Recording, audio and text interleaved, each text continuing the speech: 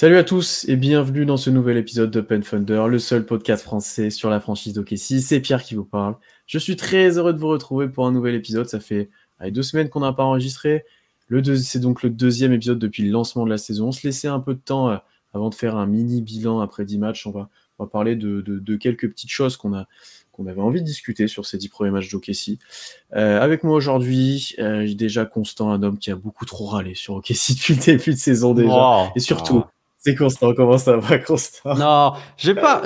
Alors, j'ai râlé, mais j'ai râlé sur le match. J'ai pas râlé sur le futur, contrairement à l'an dernier. C'est que, oui, effectivement, il y a des débuts de saison. Enfin, ce début de saison, c'est pas celui qui me fait le plus kiffer en tant que supporter, parce que quand je regarde un match de basket, ce qui me frustre le plus, c'est les rebonds offensifs et les pertes de balles. Donc, sur ce début de saison, je suis un peu loti côté Thunder, surtout sur les rebonds offensifs. Mais c'est là où on peut être positif, c'est qu'OKC est en 6-4 en jouant proposant un basket moyen, correct. Donc, c'est peut-être ça le step franchi, c'est que même en faisant un match moyen, tu peux battre de bonnes équipes. Donc, c'est assez satisfaisant et ça montre qu'il y a une grosse marge de progression. C'est ça. Moi, il y a beaucoup de réactions après les défaites un peu aigries, un peu, voilà. On est en 6-4. Bon, tout va bien. Il n'y a pas de quoi s'exciter, pardon. Et on est quand avec tu vois 20 Tom minutes de Lindy Waters, bon, je peux comprendre. Ouais. À 4h du mat, il faut les supporter. Et on est avec Tom, que vous commencez de bien connaître, qui devient un habitué maintenant avec Constant et moi. Comment ça va, Tom? Ça va. Ça allait avant que Constant parle de Lindy Waters, parce que faut arrêter d'en parler, faut arrêter avec Lindy Waters. On a Aaron Wiggins, mettons Aaron Wiggins, s'il vous plaît. Mais sinon, tout va bien. Comme vous l'avez dit, 6-4, alors qu'OKC a l'air d'avoir de la marge dans son jeu. Après, c'est un début de saison. Il y a peu d'équipes qui sont vraiment en place dans leur jeu au bout de 10 matchs. Donc, perso, je serais peut-être un peu plus optimiste. Je suis assez content de ce qu'on fait en début de saison, même si tout n'est pas parfait. Ouais, le taf est fait globalement. 6-4, quand on voit nos pronos, on est dans les clous. On est dans les clous.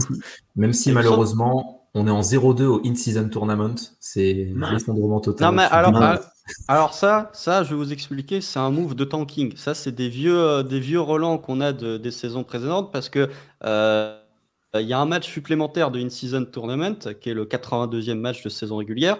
Tu le joues contre des équipes qui ont le même bilan que toi. C'est comme la Summer League. Du coup, on va avoir un match contre des équipes nulles si on continue à avoir un bilan dégueulasse. Donc, ça fait une victoire potentiellement supplémentaire.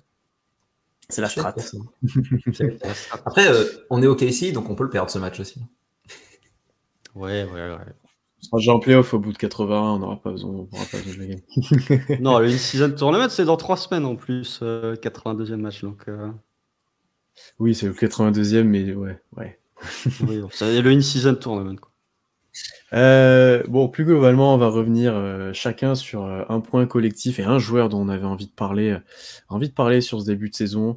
Il y a plusieurs points qui reviennent encore dans pas mal de choses, dans pas mal de conversations qu'on a, voilà, dans pas mal de résumés qu'on peut faire des matchs. Donc ça sera l'occasion d'en parler et d'analyser un petit peu tout ça. Et je vais te donner la parole, Tom, je vais te laisser commencer. Quel est, toi, le point un petit peu collectif dont tu voulais nous parler sur ce début de saison d'OKC? Constant, on a parlé pendant l'intro, le rebond, prenez des rebonds, pitié les rebonds. L'an dernier, on était nul au rebond, c'était notre grosse faiblesse, mais on n'avait pas de pivot titulaire, on avait Jaylin, mais on connaissait les limites de Jaylin, on avait beaucoup de Kenrich poste 5, donc on savait que le rebond, ça allait être compliqué, et on se disait cette année, Chet Holmgren arrive, ça va apporter du rebond, OKC va peut-être progresser dans le domaine. On est nul, on est toujours aussi nul au rebond. On est la 28e équipe qui prend le meilleur pourcentage de rebonds au total. Et que ce soit offensif ou défensif, des deux côtés, on n'est pas dedans du tout. Les pires équipes, les équipes moins bonnes qu'OKC au rebond, il y a Chicago qui est en grosse galère totale, même si c'est peut-être surprenant avec Vucevic et Drummond dans ta raquette de prendre aucun rebond. Et Washington qui ressemble plus à une équipe de centre aéré qu'une équipe de basket. Donc dans les équipes vraiment compétitives, on est la pire de NBA. Comment on peut expliquer ça déjà des deux côtés du terrain, le rebond offensif, on le joue pas, on se replie directement sur nos attaques. Mais c'est plutôt au rebond défensif que c'est un problème, parce que si stratégiquement tu décides de pas prendre de rebond offensif, allez, pourquoi pas, pour te mettre en place rapidement défensivement. Mais le problème, c'est qu'on a des séquences où je sais pas, contre les Kings, par exemple, récemment, on a laissé des fois des trois tirs par possession, et c'était forcément tu peux pas défendre dans de bonnes conditions avec ça. Et Je sais pas si c'est un point encourageant, si c'est peut-être plus frustrant. Je dirais plutôt ça, enfin plutôt que c'est frustrant, mais on est quand même une défense plutôt average en NBA avec ce problème de rebond. C'est dommage parce que sinon OKC défend plutôt pas mal sur ce début de saison, mais ouais, le rebond c'est vraiment pas possible. Je pense que la problématique des rebonds, elle peut pas être dissociée de la défense et de tes schémas défensifs avant de prendre le rebond. C'est que tu as parlé, bon, déjà sur le rebond offensif, Tom, tu as parlé du fait que OKC prenait très peu de rebonds offensifs, qu'on avait très peu de rebonds offensifs et qu'on se repliait défensivement. Le Thunder est la deuxième meilleure défense sur transition défensive, donc ça marche. Juste, enfin, il y a que les Knicks qui sont au-dessus, donc OKC est une défense qui prend assez peu de points sur transition. C'est peut-être mieux d'ailleurs de pas trop jouer le rebond offensif, quitte à avoir une défense très bonne et à fermer un peu le jeu de transition pour les équipes adverses. Après, pour ce qui est du rebond défensif, ça peut s'expliquer par le fait que c'est les mêmes schémas que l'an dernier, en partie, où tu es très agressif sur porteur. Du coup, tu te mets peut-être un petit peu hors de position pour le rebond, où tu n'es pas forcément mieux positionné, surtout si tu viens aider potentiellement sur un Durant ou sur un Sabonis qui est au poste. Malgré ça, oui, il y a une vraie problématique au rebond, mais on s'était dit, il y a l'arrivée de Chet Holmgren, sauf que ce qu'on avait négligé, c'est que l'an dernier, tu avais déjà un joueur de la taille de Chet Holmgren avec beaucoup, et que finalement, tes line-up en termes de taille n'ont pas évolué par rapport à l'an dernier. Donc tu t'es dit, oui, Chet était un bon rebondeur en NCAA, mais juste en termes de taille pure, finalement, c'est la même chose que l'an dernier. Donc oui, je pense que le Thunder est une équipe qui souffre au rebond, qui doit quand même gommer ces problématiques, mais déjà, ça ne s'explique pas forcément uniquement par le manque de taille, parce qu'une équipe comme les Pels, qui joue pourtant très grand, avec Ingram, avec Zion, avec Valanciunas, c'est 24e, 25e en pourcentage de rebond défensif. Donc, il ne suffit pas de mettre 5 joueurs grands pour prendre des rebonds, même si la taille, évidemment, au rebond peut influer. Et il faut aussi ne pas négliger le fait que ton positionnement au rebond dépend de comment tu es positionné avant que le tir soit pris, sachant que le Thunder est une équipe qui, peut-être même l'équipe, il faudrait que je vérifie, qui conteste le plus de tirs de toute la NBA. Ça peut expliquer que tu peux avoir parfois certains manquements au rebond défensif, même si je suis complètement d'accord avec toi, il y a des possessions où tu as 2, 3, 4 rebonds offensifs pour l'équipe, et ça, c'est des trucs qui sont frustrants et des trucs qui peuvent coûter à cette défense du Thunder. Il y a beaucoup de choses où je suis d'accord avec toi, Constant, là.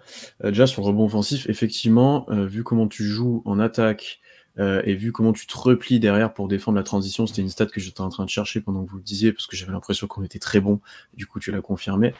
C'est vraiment une stratégie de se dire, on laisse le rebond offensif, on replie, on empêche la transition, et ça marche plutôt bien sur ce début de saison. Et puis en plus, j'ai quand même l'impression que le rebond offensif, globalement pour des équipes, ça va être dépendant de certains joueurs, notamment des gros joueurs très lourds qui vont pousser un peu tout le monde pour avoir la balle sous le cercle. Tu vois, t'as des joueurs qui vont en prendre 7, tu vois, dans un match. Nous, on n'a pas de joueurs comme ça. T'as pas de joueurs comme ça. Donc, ça sera uniquement des exploits un petit peu individuels, des joueurs qui viennent de loin. On en a parlé en off avec Constant, comme Lou Dort, le contre Phoenix, il va en prendre un en fin de match qui te fait beaucoup de bien. Tu vois, ça va être que des trucs comme ça, donc c'est très rare. Et puis, comme tu joues avec presque 5 joueurs à l'extérieur et que si ton tir est pris près du cercle, c'est que le joueur qui a drivé qui est sous le cercle, c'est dur pour lui de prendre son rebond, ou alors il faut qu'il l'auto-prenne son rebond, comme des fois peut faire Chet, mais les autres, c'est assez compliqué. Guidi peut le faire parfois, mais c'est à peu près tout. Et effectivement, la problématique du rebond défensif, par contre, pour moi, est plus inquiétante. Enfin, encore une fois, je te rejoins, Constant, sur l'aspect stratégique. Je pense que quand tu es la meilleure équipe, tu es l'équipe qui conteste le plus de tirs à 3 points, c'est que tes joueurs, ils sortent des fois très fort sur les extérieurs, et du coup, tu délaisses la raquette, tu délaisses un potentiel écran retard, que ce soit sur le shooter ou sur d'autres joueurs. Enfin voilà, tu es tout constamment dans les aides, donc c'est beaucoup plus dur de cibler le joueur à qui tu fais le box-out et de pouvoir le faire correctement. Et en plus, après, ce qui est pour moi, ce que j'ai l'air de voir sur les rebonds off, c'est qu'effectivement, il y a des possessions où l'équipe adverse va en prendre 3-4, mais tu as des possessions où par contre ils en ont 0. Tu vois, t'as pas constamment, par exemple, je sais pas, Phoenix a dû en prendre 17 hier. C'était pas sur 17 possessions, il y a eu peut-être 10 possessions, et t'en as un moment, ils en ont pris 3 ou 4. Donc c'est compliqué, ça sanctionne beaucoup, mais voilà. Et c'est des situations où souvent, tu as un Chet qui allait aider, et du coup, il est pas là pour faire box-out sur son grand, ou alors il s'est fait enfoncer parce qu'il y a un écran, parce qu'il y a des choses comme ça, et du coup, il a un temps de retard pour prendre le rebond. Déjà que je trouve que c'est pas le meilleur rebondeur pour sa taille, il est grand, il peut en prendre bien plus que certains autres joueurs, mais c'est pas le meilleur. Tu as d'autres joueurs qui sont un peu moins présents, on l'a dit, Guidi, etc. Et en plus, tu es moins bien positionné. Donc ouais, effectivement, ça devient compliqué. Et d'ailleurs, c'est quelque chose qui, je pense, qu'on avait anticipé, mais pas à ce point, et du coup, qu'on est en train de corriger. Ça a été beaucoup dit dans la presse par Daigneault, ça a été dit par Guidi, ça a été dit pour beaucoup de monde.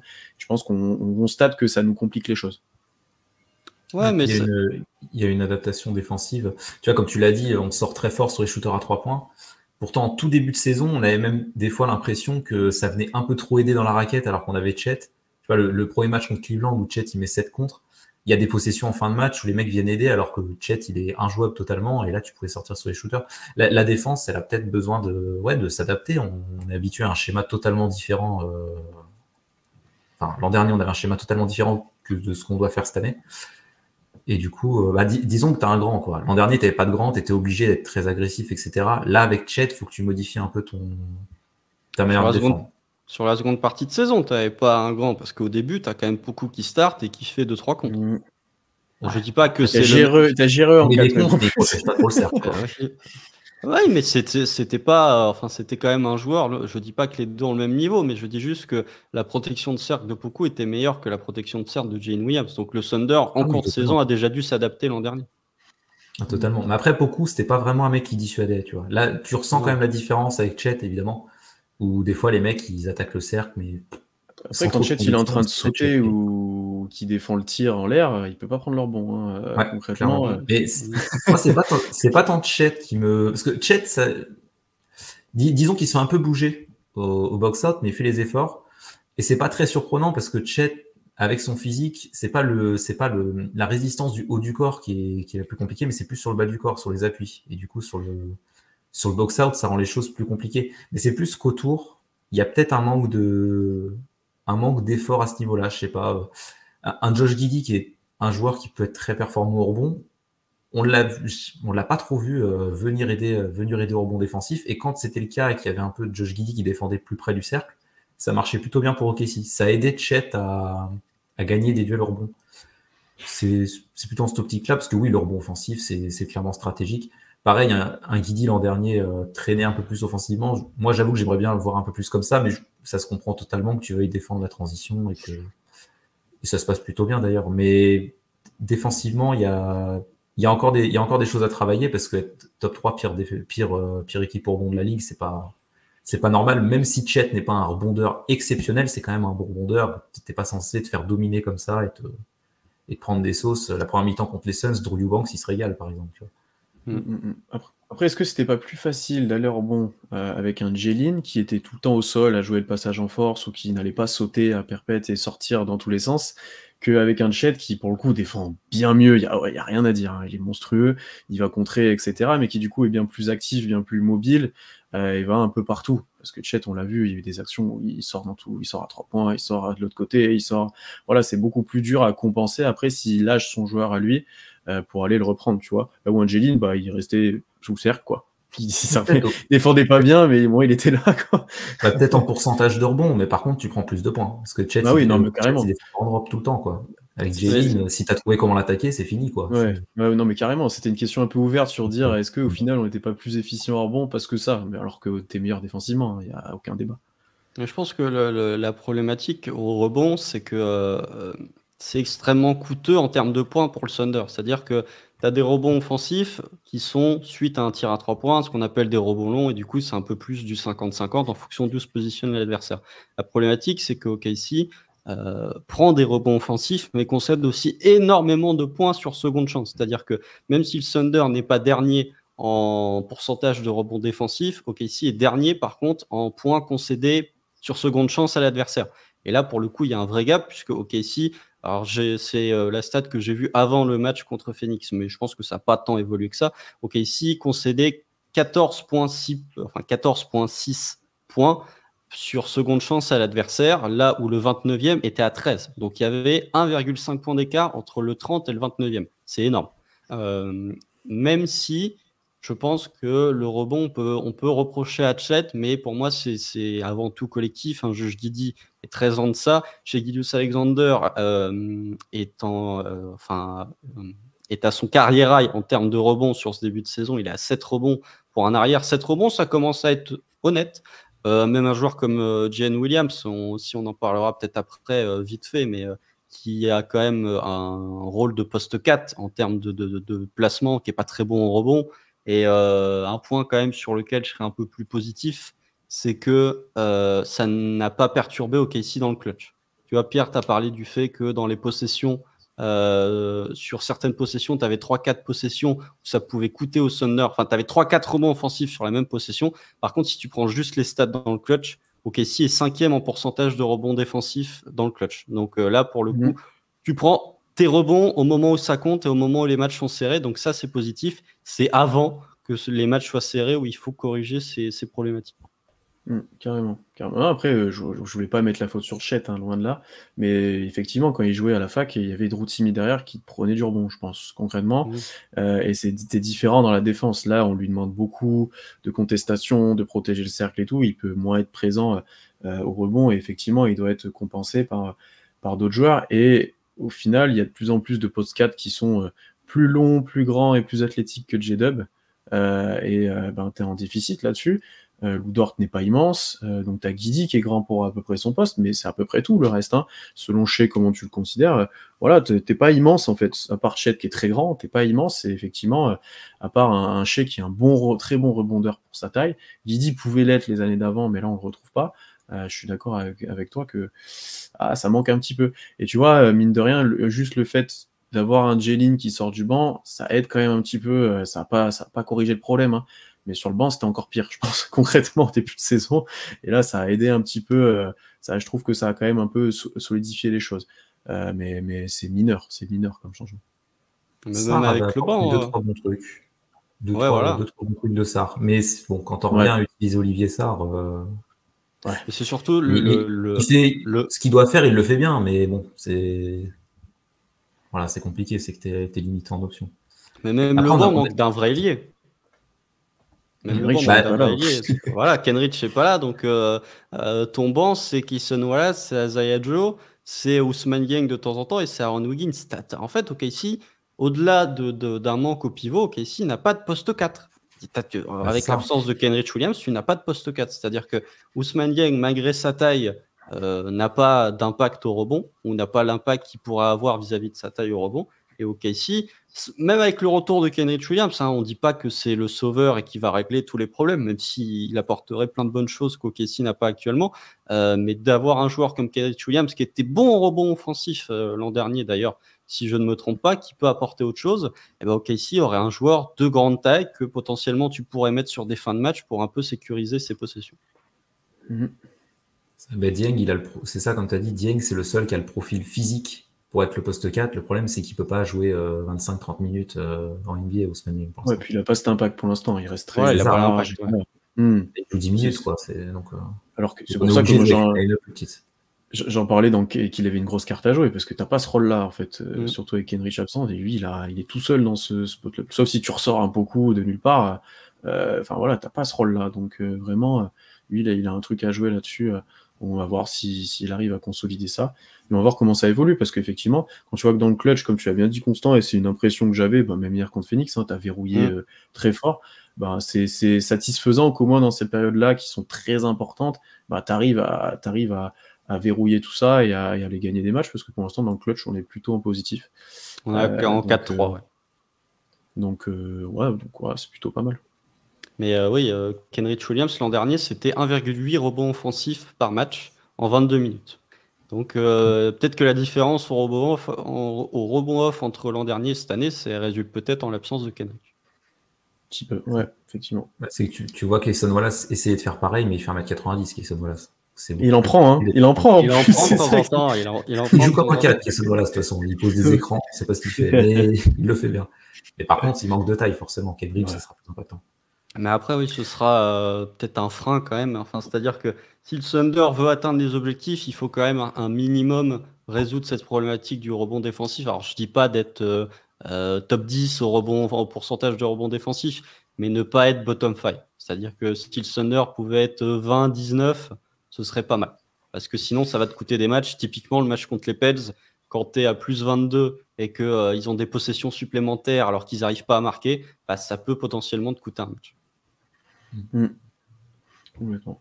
On va enchaîner. Constant, à toi, quel point tu voulais aborder avec nous? Moi, je voulais parler des 3 points parce que on a souvent parlé des 3 points avec Pierre dans les grandes années de reconstruction du Thunder où on était frustré du fait que le Thunder prenait énormément de 3 points. Cette année, c'est différent. Je trouve que le Thunder a un tout petit peu changé sa façon de jouer. On fait moins de drive que l'année précédente, par exemple, alors que ça n'avait que augmenté sur les 3 saisons de Mark Denlow qui était arrivé. Un peu plus de variation dans le jeu offensif, un peu plus de drive and kick. Notamment qu'on n'avait pas tant vu que ça les précédentes années où c'était vraiment du drive et de la finition près du cercle. Au niveau du tir à 3 points, on est sur une approche de qualité qui passe devant la quantité, puisque OKC, en termes de pourcentage de 3 points tentés, est à 35,8%, c'est-à-dire que un peu plus d'un tiers des tirs du Thunder est à tir à 3 points. OKC n'est que 22e de la ligue en termes de pourcentage. Par contre, en termes d'efficacité, tu es 4e. Alors, Cason Wallace et Chet Holmgren aident bien pour le pourcentage de réussite offensive. Lou Dort aussi. Ouais, mais Lou Dort, ça commence à rebaisser sur. Ouais, il a fait un match, hein, mais là, vu la quantité et le pourcentage actuel. Ouais, mais quantité, je sais pas, j'ai pas le nombre de 3 points tentés exactement par Lou Dort cette saison, mais il doit pas être si loin que ça de Chet, je pense. Comme il a bien réduit ses 3 points, même ses tirs. Ouais, 4, Chet est à 3,6. Donc finalement, les deux influencent autant sur le pourcentage. Mais effectivement, je trouve que OKC est une équipe qui prend moins de 3 points, mais qui prend beaucoup de 3 points de qualité. Ce qui était déjà le cas les années précédentes, mais tu as quand même bien baissé par rapport à il y a 2 ans, par exemple, où 43% de tes tirs tentés, c'était un tir à 3 points. Donc tu es à 2 sur 5 quasiment. Là, tu as un peu baissé en échantillon. On va voir comment ça se passe. Mais tu as toujours autant de tirs ouverts. C'est notamment pour ça que le match contre les Kings, moi, le manque d'adresse ne m'a pas particulièrement frustré. Il y a d'autres trucs qui m'ont frustré, mais globalement, c'est des tirs que tu dois prendre. C'est juste que c'est pas tombé dedans. Donc voilà, je trouve qu'on est dans une des premières adaptations, entre guillemets, du jeu offensif du Thunder. C'est que tu drives toujours autant, mais tu as peut-être un peu plus de drive and kick et tu réduis quand même pas mal ta fréquence de tir à 3 points, en tout cas sur ce début de saison. Bah ouais, parce que je pense que ça vient du scouting des équipes adverses, hein, en partie, hein, où ça fait 3 ans qu'OKC fait que driver. Bon, on va peut-être essayer de limiter leur finition au cercle. C'est assez logique, hein, surtout quand tu as un joueur comme Shea en face. J-Dub est très à l'aise aussi pour finir au cercle. Giddey ne fait que ça, concrètement, finit que au cercle. Il prend pas de 3 points, très peu de distance. Donc ouais, c'est assez logique que tu te retrouves avec... Bon, déjà, les tirs ouverts, on les avait avant. On avait toujours ce débat, est-ce qu'on nous les laisse ou est-ce qu'on les crée? Bon, là, je trouve que de plus en plus, on se les crée, honnêtement. Au bout d'un moment, quand tu es la 4e meilleure équipe en pourcentage à 3 points, les défenses, elles vont s'adapter. Tu laisses pas des tirs à 3 points constamment ouverts. Actuellement, tu peux pas en laisser à grand monde, hein. Ceux qui en prennent sont plutôt efficaces. Et puis voilà, c'est ça le point important pour moi, c'est que t'en prends des bons, des meilleurs, et avec des meilleurs shooters pour l'instant. Alors, tu as des mecs en feu, on l'a dit, qui vont peut-être diminuer, mais un shooter comme Chet, surtout, on avait Muscala, mais c'est une autre dimension, mais sur ces postes-là, on n'avait pas. T'as Isaiah Joe qui retrouve un peu ses pourcentages dernièrement d'efficacité. T'as Dort, on en reparlera ensuite, qui est pour l'instant en feu. T'as Cason Wallace qui lui est même pas en feu, c'est juste qu'il a pas loupé pendant 3 semaines. Enfin voilà, t'as des joueurs qui surperforment peut-être un petit peu, mais globalement ils prennent des bons tirs, ils sont en pleine confiance. Tu vois l'exemple de Cason Wallace contre Phoenix hier, à un moment il en prend un à 0 degré, je crois qu'il fait un gros airball, il prend exactement le même, 10 secondes après il fait un gros switch, tu dis bon, le gars a de la confiance et contre les Kings, on sait les créer. C'est contre les Kings. Tu vois, j'ai regardé les deux assez proches, donc tu vois, tu dis le gars a de la confiance et voilà, il est prêt à assumer ce rôle-là de tir. Et donc c'est assez cool. Et même tu vois, je trouve que les tirs à 3 points qu'il prend, il en a en spot-up, c'est un grand mot, on va dire, sans avoir dribblé avant. Parce qu'il est quand même bien défendu et puis c'est un peu des actions laborieuses parfois. Il a des step-back que je trouve intéressants, mais voilà, à part Josh Giddey qui ne tire pas du tout, les autres, je les trouve plutôt efficients et plutôt bons dans leur choix de tir sur ce début de saison. J'ai pas la stat sur le nombre de 3 points contestés ou pas contestés qu'on prend par rapport aux autres années, mais là je pense qu'on est très bon aussi. On prend globalement des bons tirs. La réussite à 3 points, c'est un des indicateurs c'est un des trucs qui rendent l'attaque plutôt agréable à regarder, je trouve, d'OKC cette année. Le ballon, il circule bien. Alors, il y a des fois des problèmes de perte de balle, mais le ballon bouge bien et souvent les tirs qu'on a sont ouverts. Et les shooters sont les bons aussi. Tu vois, ouais. Les mecs qui prennent des 3 points, il y a que 5 joueurs qui tentent 3 tirs à 3 points ou plus par match. Isaiah Joe, qui est à 40%. Dort, qui est à 48%. Shea à 31%, c'est le seul qui est en dessous de la moyenne. Chet à 50% et J-Dub 37%.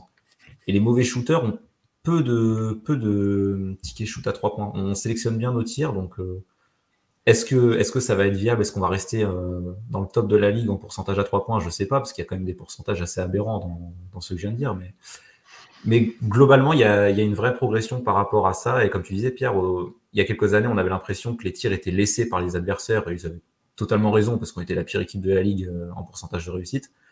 Là, on a plus l'impression qu'on se crée nos tirs et qu'on les prend en rythme, dans des bons spots, avec les bons shooters. Voilà, l'attaque est de mieux en mieux, et du coup, à 3 points, on a une meilleure sélection de tirs. Ouais, pour ajouter à ce que tu as dit, juste dans les bons spots, c'est très important, je pense. Cason Wallace, il prend que des tirs à 0. Chet, il prend que des tirs en tête de raquette où il est très à l'aise en trailer. Lou Dort, je pense qu'on prend de plus en plus dans les zones où il est à l'aise, c'est-à-dire 45 ou plus bas dans le corner. Tu vois, je pense que c'est une chose qu'on avait parlé avec Constant. Je trouve qu'effectivement, on les sélectionne mieux et on met les joueurs là où ils sont plus efficients. Joe, on prend toujours que à 45 à gauche, ça n'a pas changé. Mais voilà, on sait, on les servir là où il faut. Et Dort, à 45, il les prend plus pied dans le béton. Avant, il était plus en mouvement, j'ai l'impression. C'est peut-être juste un ressenti, mais il est beaucoup plus en place quand il prend ses tirs à 45. On va en parler après. Oui. Après, au niveau, moi, ce qui m'inquiète un peu, c'est au niveau de la fréquence des tirs ouverts. Alors, vous savez, quand vous allez sur le site de la NBA, vous avez différents positionnements du défenseur. Il y a très contesté, ouvert, grand ouvert. Le Thunder, globalement, est la 5e équipe qui prend le plus de tirs grand ouvert à 3 points. Donc, ça, c'est bien. En efficacité, j'ai pas la stat sous les yeux, mais on est bien classé. Par contre, là où se fait la vraie différence par rapport aux autres années, c'est que OKC est première en efficacité sur les tirs considérés comme ouverts. OKC est à 41%, là où le deuxième, qui est le Jazz, est à 39,4 et le troisième, qui est Boston, est à 38. C'est-à-dire qu'il y a 3 points de pourcentage entre le premier et le troisième sur les tirs à 3 points ouverts. Par contre, en fréquence, OKC n'est que 28e. Voilà, 28e. Donc, OKC prend assez peu de tirs à 3 points considérés comme ouverts. Par contre, il les met dedans. Donc, ça, c'est du Cason Wallace, ça, c'est potentiellement du Lou Dort, c'est potentiellement du Isaiah Joe. C'est une donnée qu'il faut surveiller parce que le Thunder, Tom, tu as parlé du fait que le jeu offensif du Thunder était agréable. Quand tu es une équipe qui a le 7e offensive rating, heureusement que le jeu offensif reste agréable. 4e pourcentage de réussite à 3 points. Mais je trouve qu'effectivement, il va falloir surveiller cette variance que tu peux avoir sur les tirs ouverts qui, là, pour le coup, est vraiment en ta faveur. Et au moment où ça va baisser, peut-être qu'il faudra trouver d'autres solutions pour répondre à ce que la défense va te laisser faire et te laisser choisir comme tir. Tu différencies ouvert et grand ouvert, là, dans ce que tu as dit? Non, grand ouvert, ok. Grand ouvert, OKC aura toujours ses tirs grand ouverts. Ça a toujours été le cas les précédentes années. Mais c'est sur les tirs ouverts où je suis un peu plus inquiet. Parce que tu en prends peu et tu les réussis très fort. Ouais, mais si on en prend assez peu, tu vois, même si tu as moins de réussite, ça impacte quand même moins ton pourcentage que si tu commences de moins mettre dedans que les grands ouverts, tu vois, statistiquement. C'est vrai. Ouais, c'est pour ça que je voulais voir si tu avais compté les grands ouverts dedans. Ok.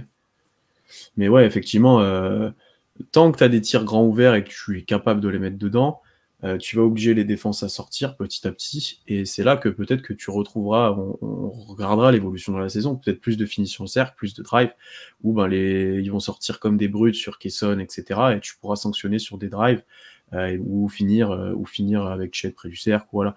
Et c'est peut-être ça qu'il faudra qu'on surveille par la suite, si cette tendance évolue un petit peu dans ce sens-là. D'ailleurs, j'ai bien fait de vérifier à l'instant le pourcentage de réussite, puisque OKC est 23e en pourcentage de réussite à 3 points sur les 3 points grand ouverts. Donc effectivement, ça peut se niveler, parce qu'il y a quand même de bons tirs. Je pense même qu'on doit être moins en réussite sur les 3 points grand ouverts cette année que l'an dernier. Mais effectivement, ça peut se niveler, mais c'est quand même important. On sait OKC est moins efficace sur ce début de saison sur les 3 points grand ouverts que l'an dernier. Mais on sait que tout va bien. Non, c'est pas que tout va bien, mais on sait qu'en NBA, quasiment toutes les équipes sont dépendantes de leur adresse à 3 points, c'est un fait. Mais surtout quand tu joues un jeu de drive et encore plus un jeu de drive and kick, tu es encore plus dépendant de ta réussite à 3 points parce que potentiellement, si tu mets dedans, ça peut ouvrir les lignes de drive et donc des joueurs comme Shea peuvent se régaler. Complètement. Tom, quelque chose à ajouter sur cet aspect tir, ou on passe à mon point un petit peu collectif? Moi, je vais parler d'un sujet que Constant a bien mis en valeur aussi sur Twitter, c'est les minutes sans Shea, et ce qui permettra de parler un petit peu des rotations et des adaptations de Mark Daigneault. Shea passe 36 minutes sur le terrain, ce qui fait à peu près 12 minutes sans lui par soir. ce qui est au final, on va dire, normal pour un joueur de son calibre. Pour vous situer, l'offensive rating avec Shea est de 117.35, sans lui 108.79, ça fait 8 de différence. Et le defensive rating est de 110 avec lui et de 118 sans lui, ce qui fait à peu près 8 aussi de différence. Voilà, concrètement, on est en difficulté sans Shea. Et pourquoi? Bon, parce que déjà, il est monstrueux et que c'est ta superstar, hein, maintenant, il faut mettre le mot sur Shea, vu le niveau qu'il affiche soir après soir, surtout en ce moment-là, qu'il écoute siffler ou pas, d'ailleurs, maintenant, ça change plus grand-chose. Voilà, et donc déjà, forcément, c'est plus compliqué sans lui. On n'est pas sur des standards à la Russell Westbrook et Semaj Cliston non plus, on va pas abuser, mais on est quand même sur des gros t'es pas standards si loin. différents. Ouais, t'es pas si loin, oui. Mais ce que je voulais aborder en parlant de ça, c'est que pour l'instant, tu es en galère un petit peu de trouver un lieutenant et d'un autre joueur qui va prendre le jeu à son compte, ce qui n'a pas été le cas hier contre Phoenix avec un J-Dub qui a été monstrueux sur les minutes, notamment sans Shea balle en main, qui sera peut-être une clé dans la suite. Mais si on se souvient bien, en fait, l'année dernière, on disait on a des minutes sans Shea et sans Giddey, et c'est chiant, il faut toujours qu'il y ait un des deux sur le terrain. Maintenant, on est sur le début de saison, on est très loin de cette maxime-là, parce que Daigneault en est déjà à adapter son 5, où il fait sortir Giddey, Chet et J-Dub assez tôt pour les remettre avec le banc, on va dire en milieu de deuxième quart-temps, quand Shea sort. Donc en fait, on est à ce point où le banc ne fonctionne pas et où tu es en manque de solutions et tu n'arrives pas à trouver un joueur avec qui tu mets le banc et avec qui ça fonctionne. Tu dois en mettre 3. Tu dois mettre potentiellement tes 3 lieutenants.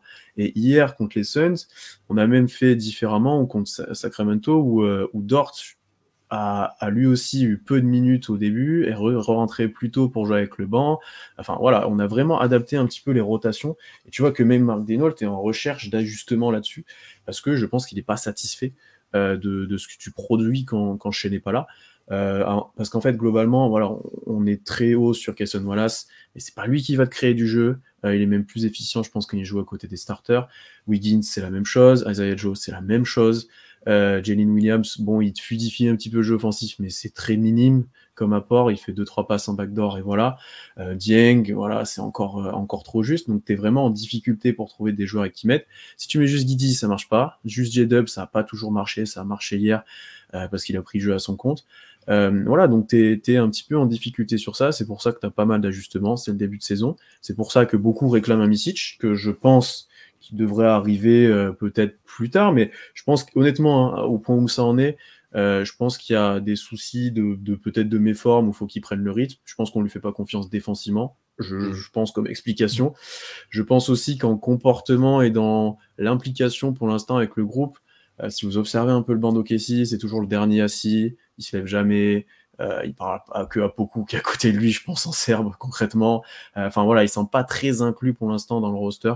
Tu vois, même dans les célébrations, t'as un Olivier Sarr ou t'as des mecs, Treman, il passe son temps à célébrer, quoi, même s'il joue jamais. Alors lui, c'est pas la même chose, il est plus vieux, il a pas le même ego, pas la même culture, mais tu vois, c'est un petit indicateur peut-être aussi pour l'instant, qu'il y a encore du travail à faire. Mais je pense que ça viendra. Après, est-ce qu'il corrigera ce problème-là? Je suis pas sûr, honnêtement, hein, je suis pas sûr du tout, mais je comprends les réclamations qu'il peut y avoir et qui pourrait être justifié parce que lui pourrait avoir ce côté créateur, etc. Que Kenrich pourra apporter un petit peu aussi, hein. Lui, il peut te consolider un petit peu le banc, il peut beaucoup apporter. Mais voilà le point qui, pour moi, est assez intéressant sur le dernier match, c'est comment Daigneault essaye de limiter l'impact que ça a sur le match quand Shea est sur le banc. Mais du coup, le point négatif de tout ça, quand il fait rentrer les 3 lieutenants en même temps, c'est qu'en 4e quart-temps ou en 2e quart-temps, tu as très longtemps avec juste Shea et Dort face au 5 majeur adverse, parce que les autres ont joué avant et tu dois les faire reposer. C'est le point négatif pour ça. Mark Daigneault a trouvé la solution en faisant jouer l'intégralité du 4e quart-temps à Chet hier soir. Hier, il s'est pas fait chier, il a dit je veux gagner le match, je vais mettre, allez, il reste quoi, 9 minutes, je mets tout le monde. Allez. Ouais, mais tous les starters jouent plus de 32 minutes, il me semble, hier soir.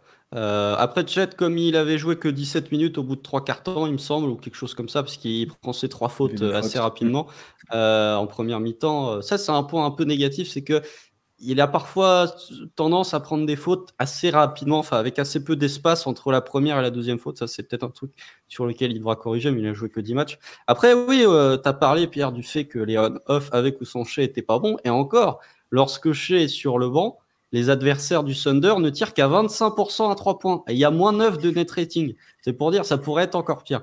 Au niveau des rotations, moi, c'est pas tant le deuxième quart-temps qui me frustre, c'est surtout les 4 premières minutes du quatrième quart-temps quand Shea n'est pas là, où tu te manges systématiquement un run.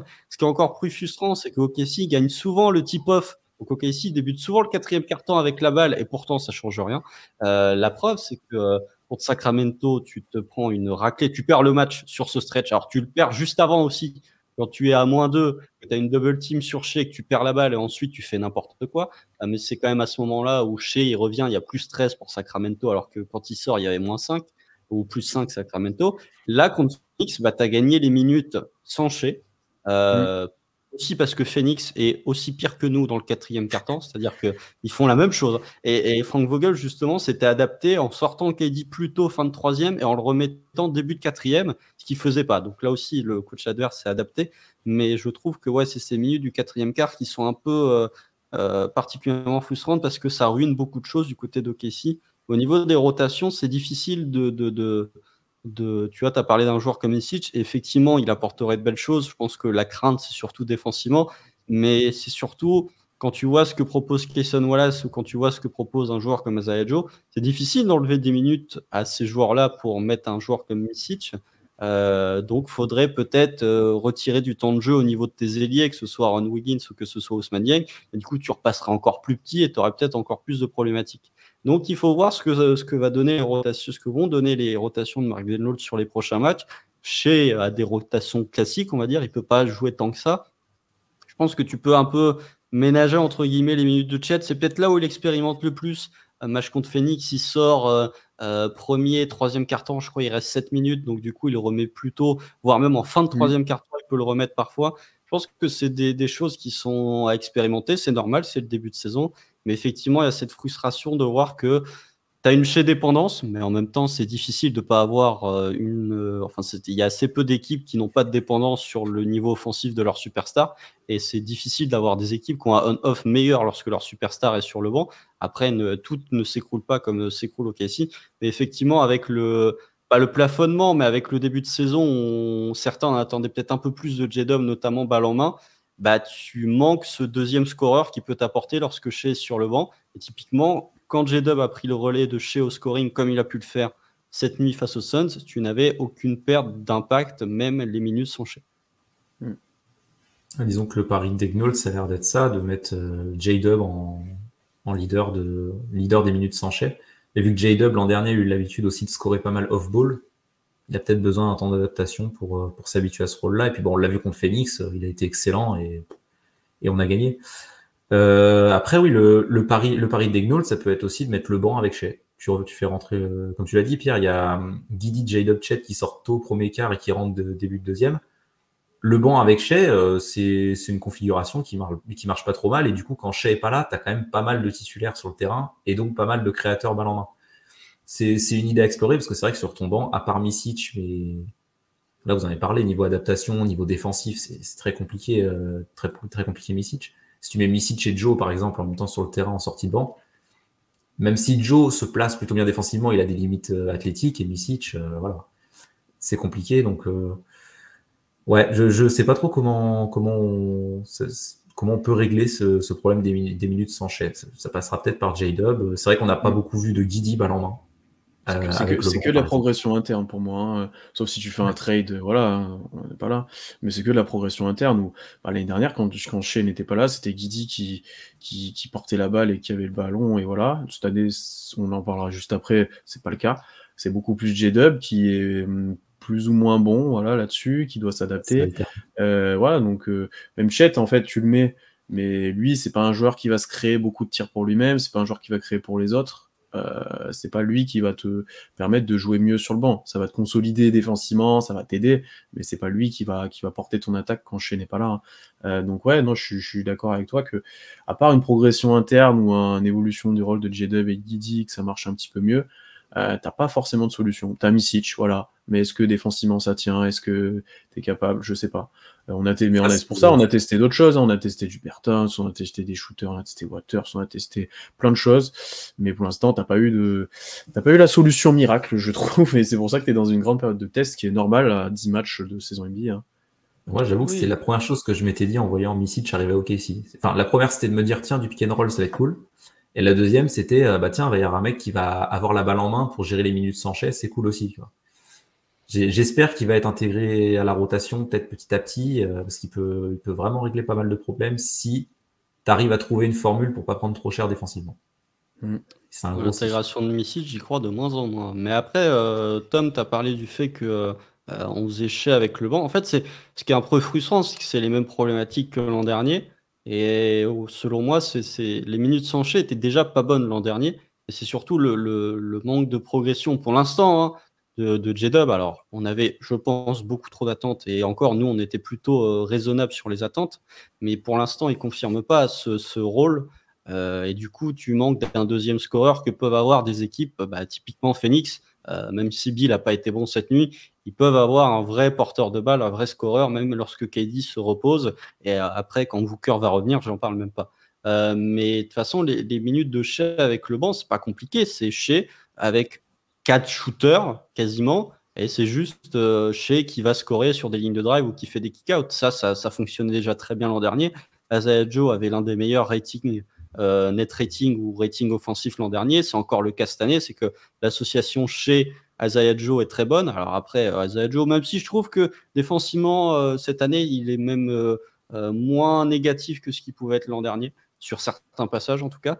Mais c'est vraiment une problématique où il faut essayer de réguler la situation avec tes 3 jeunes, on va dire, Giddey, J-Dub et Chet. Ça passe peut-être par plus d'implication de Chet offensivement, parce que autant dans le premier quart, c'est un peu du Steven Adams 2017, quoi. C'est premier quart, mets tes 8 points, par contre après tu ne touches plus la balle, hein. Donc c'est peut-être un problème physique. C'est vrai, il joue au poste et tout, c'est vrai en plus. Voilà, c'est du Steven Adams 2017. Donc voilà, peut-être que physiquement aussi dans le quatrième quart, il est un peu plus cramé, il peut pas prendre les mêmes responsabilités que dans le premier quart. Mais je trouve que il y a ce manque d'implication, notamment de Chet, qui pourrait gommer certains défauts. Après, pour moi, la solution, comme tu l'as dit, Pierre, c'est de la progression interne, mais elle vient surtout et principalement de J-Dub, selon moi. Ouais, encore J-Dub, on est exigeant, hein, parce qu'il fait pas une mauvaise saison. Tu regardes ses stats brutes, il est largement dans ses standards l'année dernière, il a des bons pourcentages. Enfin, tu vois, c'est qu'on attendait, en fait, c'est que tu peux en attendre encore plus, quoi. C'est sûr que quand tu vois un match comme contre les Suns, tu dis, bon, c'est un sacré joueur, quoi. Il y a des moves de All-Star, il porte la balle, il y a plein de choses, quoi. Donc, effectivement, s'il peut le faire plus régulièrement, déjà, tu t'enlèves pas mal d'épines du pied, on va dire. C'est presque disons que ce qu'on attend de J-Dub, c'est souvent quand tu as une star la star de l'équipe qui sort du terrain et que tu as un deuxième gars qui arrive à porter le truc, c'est que ce deuxième gars, il a un niveau All-Star déjà. Peut-être que ce qu'on attend, c'est J-Dub à niveau All-Star. Et si J-Dub à niveau All-Star, on passe d'une équipe qui joue le play-in à une équipe qui joue plus le play-in. Donc, c'est peut-être ça l'idée, c'est que J-Dub pète son plafond et qu'il devienne un fort joueur. Je sais pas combien de points de moyenne, mais c'est peut-être ça l'idée. Après, on n'est pas les seuls à avoir ce problème, hein. Les Suns avec Bill. Après, dès qu'il y aura Devin Booker qui va revenir, la problématique sera réglée. Mais tu vois, même je pense que tu vois les limites, entre guillemets, du jeu du Thunder autour de Shai lors des minutes où il n'est pas là, en fait. C'est que le Thunder ne fait pas un jeu héliocentrique dans le sens de l'héliocentrisme à la Harden ou à la Doncic, comme il pouvait y avoir lors des grandes années. Mais dès que en fait, quand Shai est sur le parquet, même lorsqu'il n'a pas le ballon, ce qu'il est capable d'apporter, ça fait que les autres peuvent briller. À partir du moment où tu retires Shai et qu'il ne peut plus apporter la crainte qu'il apporte aux défenses adverses, ça devient plus difficile de mettre en place le jeu que tu veux faire, parce que du coup, le Thunder ou les défenses adverses sont un peu moins concentrées sur Shai et du coup sont un peu plus sur du J-Dub ou sur du jeu Giddey. C'est peut-être une des limites que tu peux voir, surtout que on a beaucoup parlé du fait que les 4, encore Lou Dort est pas toujours avec ces 3-là, mais du fait que les 3, Giddey, J-Dub et Chet, jouent au début de quatrième quart, il y a assez peu de spacing sur les 2 autres joueurs qui sont avec eux pour débuter ce quatrième quart, là où Shai, quand il est avec le banc, il a full spacing. Si tu mets du spacing avec les trois autres, avec notamment Guidi, c'est défensivement où tu peux avoir plus de problèmes. Donc, là où Shea, c'est un fort défenseur, donc c'est plus facile, disons, d'amener du spacing. Ou alors après, comme tu n'as pas de porteur de balle qui s'affirme, il faut trouver une solution, on va dire, collective, où c'est des moments où tu fais des systèmes plus denses, des trucs... Enfin, tu vois, hier, il y a un moment, une des actions décisives, c'est Wiggins qui fait une passe d'ess pour Chet sur un N1. Tu vois, est-ce que tu peux essayer de partager un peu les responsabilités, de faire vivre un peu plus la balle, tu vois, de t'appuyer un peu sur Jalen s'il est là, sur 2-3 passes, enfin, tu vois, des trucs comme ça. Mais c'est dur, c'est pas la NBA moderne, quoi. Normalement, tu donnes la balle à un mec et voilà. Rien remplacera la qualité d'un porteur de balle secondaire, on va dire. C'est que non, les défenses sont trop intelligentes pour pouvoir se faire manger par des systèmes. Ou dans ce cas-là, ça va répondre en faisant des zones. Et comme si c'est pas attaquer une zone sur ce début de saison, tu vas te faire avoir. Enfin, il faut ce porteur de balle qui est capable de prendre le relais lorsque Shea n'est pas là. Pour l'instant, c'est J-Dub, mais après J-Dub, voilà, on est très exigeant. C'est un sophomore. Il ne faut pas oublier qu'il y a quand même pas mal de sophomore slump ou des joueurs de seconde année qui peuvent baisser en efficacité. Ce n'est pas le cas. Voilà, il a 22 ans. C'est sa deuxième saison. Enfin, il a joué 10 matchs dans sa deuxième saison. Il fallait peut-être pas non plus espérer que ce soit Desmond Bane balle en main, quoi. Donc, patience. C'est sûr que ça n'aide pas le Thunder, mais on va voir ce que ça peut donner. Le match contre Phoenix, c'est déjà un indicateur de... Sur certains matchs, il est capable de le faire, ce qui est déjà pas mal, et c'est déjà plus que ce qu'on a vu chez d'autres joueurs. C'est ça, il a des flashs. Il a des flashs de All-Star. Il faut le dire, on attend qu'il soit All-Star, Jalen. S'il doit être ce second gars qui doit prendre le relais. Parlons des gars, justement. Parlons des individualités et des gars qui vous ont déçus. Constant, je vais te commencer. Bon, je sais de qui on va parler avec toi, on en a discuté avant, mais je vais te laisser commencer sur un des joueurs. Faut que ça sorte. Il faut que ça sorte. Là, il faut exorciser un petit peu les démons. Il faut sortir la frustration. Je vais parler de Monsieur Josh Giddey. Parce que Josh Giddey, Dieu sait que je l'ai défendu l'an dernier, même lorsqu'il était critiqué. Et c'est le joueur, c'est même pas qu'il me déçoit, c'est qu'il me frustre. C'est-à-dire que là, on est passé à un stade supérieur. C'est que je l'ai tellement défendu que quand je vois son début de saison, ça me frustre encore plus. Il y a pas mal de choses qui vont pas du côté de Josh Giddey. Bon, alors déjà, son début de saison, il est de retour dans ses standards de saison rookie, que ce soit en termes d'efficacité ou que ce soit en termes de scoring. C'est-à-dire que Josh Giddey, l'an dernier, il avait mal débuté. Mais je suis allé chercher les 10 premiers matchs de Josh Giddey l'an dernier. Il est à 14 points, 7 rebonds, 6 passes. Il est à 46% au tir. C'est mieux que ce début de saison de Josh Giddey. Je trouve qu'il y a pas mal de choses qui vont pas, notamment la réussite près du cercle. C'est-à-dire qu'il y a plus de 3 points. Josh Giddey prend plus de 3 points, il a divisé par 2 son nombre de tentatives à 3 points, qui était déjà un truc qu'on avait vu en FIBA lors de la Coupe du Monde. Maintenant, un tir sur 2 de Josh Giddey est tenté près du cercle, il est à 52% de réussite près du cercle. C'est des standards de Lou Dort, globalement, donc c'est assez décevant. Il a encore moins de lancers que l'an dernier, alors qu'il prend plus de tirs près du cercle. Alors ça, c'est les coups de sifflet, le Thunder n'est pas toujours bien arbitré, mais je pense que lui se met pas toujours dans les meilleures dispositions pour obtenir ses lancers francs. Au playmaking, je suis très déçu de ce que propose Josh Giddey. Je trouve qu'on l'utilise vraiment dans un... Je sais pas si c'est Mark Delnault, si c'est Josh Giddey ou si c'est un mix des deux. On l'utilise vraiment comme si c'était un fort scoreur, alors que la principale qualité de Josh Giddey, ça reste son playmaking. Je suis très déçu de l'association avec Chet Holmgren. J'ai l'impression que tu n'as pas vu un seul pick and roll en fait, entre Giddey et Chet. T'as pas vu. Et même globalement, Chet est assez peu utilisé sur lob threat, en menace sur lob, dans le dunker spot. Je trouve qu'on pourrait bien mieux l'utiliser. C'est peut-être un truc de cohésion d'équipe qui arrivera au fur et à mesure de la saison. Donc ouais, défensivement, il y a beaucoup de situations où je trouve qu'il y a à redire, notamment le dunk de Keegan Murray sur Chet. C'est Josh Giddey qui se fait passer sur un dribble, sur un gauche-droite. Enfin, c'est des situations où tu ne dois pas te faire passer comme ça. Par Keegan Murray en plus, c'est pas Kyrie Irving au niveau du handle. Donc oui, il y a beaucoup de choses que je trouve très frustrantes du côté de Josh Giddey. Le comportement parfois peut me frustrer un petit peu, où il va faire des behind the back alors qu'il n'est pas en réussite. Donc voilà, il y a beaucoup de choses où c'est des choses qu'il peut corriger, mais c'est quand même beaucoup de choses qui pénalisent le Thunder sur ce début de saison, et on ne peut pas prétendre que c'est un truc passager, parce que même sur le match contre Phoenix, tu sens qu'il y a un manque de confiance, et il y a un ou deux flotteurs mi-distance par exemple qu'il ne prend pas sur le match contre Phoenix alors qu'il pourrait le prendre.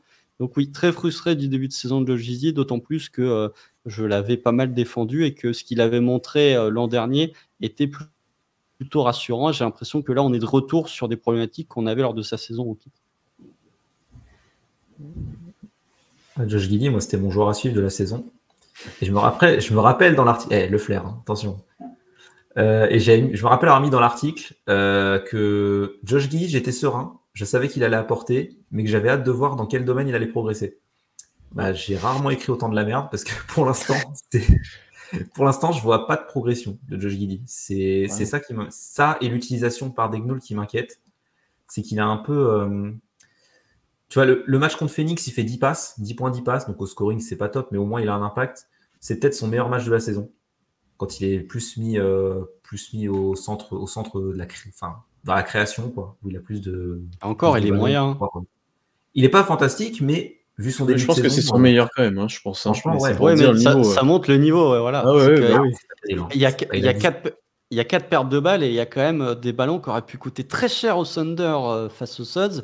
Il y en a une où il perd la balle sur une passe ligne de fond. La possession d'après, il fait un tout droit à 1 contre 5 où il est à 2 doigts de la perdre Oui. aussi. Oui, Donc celle-là, ouais. ça, Celle-là, elle a ça, été- voilà, ça c'est des moments où moi ça participe en tant que supporter à la frustration que j'ai quand je regarde les matchs du Thunder, et la frustration que j'ai surtout sur ce début de saison de Josh Giddey, c'est que s'il était maladroit mais qu'il était relativement propre et qu'il faisait du playmaking, ce qu'il a fait l'an dernier, je serais moins frustré. Là, je trouve que parfois il force, littéralement il force, que ce soit ses tirs ou que ce soit ses drives, qui est un truc que j'ai pas envie de voir chez Josh Giddey. C'est ça, le playmaking est décevant. Ok, je trouve que Daigneault le met vraiment pas dans les meilleures conditions. Est-ce qu'il peut faire mieux, sachant qu'il a envie de donner plus de ballons à J-Dub, tout ça, je sais pas. Mais ouais, Josh Giddey au playmaking, il y a des fois où il envoie des passes en tribune, tu te dis, mais enfin, même en saison rookie, il les envoyait pas en tribune, celle-là, c'est assez. Je suis un peu inquiet, moi, un peu inquiet pour Josh Giddey. Alors, faut pas s'alarmer non plus, ça fait 10 matchs, hein. Ça se trouve, les 5 prochains matchs, il va tourner à 40% à 3 points, il va reprendre du rythme et ça va aller. Mais, Comme il les prend pas, il va pas tourner à 40%. Non, ouais. Il en prend pas. c'est jamais. Mais non, ouais, tu vois, même le handle, tu vois, tu l'as dit, il perd des ballons des fois. Je sais pas, je suis un peu. Tu vois, autant dans l'équipe, dans les joueurs majeurs, bon, Shai, évidemment, on connaît son rôle, mais J-Dub, on voit quel rôle il va avoir, on sait on voit il sait quel rôle il doit avoir et comment il doit progresser, etc. Enfin, le rôle qu'il doit avoir dans l'équipe. Chet, il y a pas mal d'expérimentation, mais on a quand même une idée du rôle qu'il va occuper. Dort aussi. Giddey, c'est très flou. Il est un peu. Sacrifié, c'est un grand mot, mais ouais, on sait pas trop comment l'utiliser, Josh Giddey, et lui, il a pas l'air de savoir comment s'intégrer à cette équipe non plus. C'est dans ce sens-là que je suis un peu inquiet sur le futur de Giddey. Je vais me faire un peu défenseur, bon, c'est un grand mot parce que je vais pas non plus l'encenser, mais non, bah déjà oui, bon, il faut constater qu'il fait pas un bon début de saison, statistiquement, dans les choix, dans son utilisation, il y a plein de choses qui vont pas. J'ai cette impression qu'il y a. Est-ce que c'est son rôle, le fait que J-Dub ait plus de responsabilités, qu'on le voit moins main en main, il a de la frustration à évacuer, et il va forcer des tirs. Il y a des passages où c'est lui, il joue tout seul, alors des fois il va mettre 6 points d'affilée, et des fois il va faire n'importe quoi. Effectivement, comme l'a dit Constant, je pense qu'on l'utilise comme un slasher maintenant, on lui donne la balle, fait des drives, va scorer près du cercle, sanctionne. En soi, sur ces tirs qu'il prend, pour moi, c'est un peu les mêmes que les années d'avant. Il met l'épaule, il shoot par-dessus les joueurs, il prend des flotteurs. Il y a peu de lay-up tout droit, comme J-Dub peut faire. Voilà, c'est pas du tout le même style. Il est un peu moins efficace, un peu moins en confiance. Ça se ressent, effectivement. Donc pour moi, ça, c'est quelque chose qui peut se régler assez facilement. Enfin, facilement non, mais qui peut être corrigé avec reprise de rythme, reprise de confiance, etc. au fil de la saison. Parce que c'est les mêmes tirs qu'avant. Donc intrinsèquement, je comprends pas pourquoi il les mettrait pas plus. Enfin, tu vois.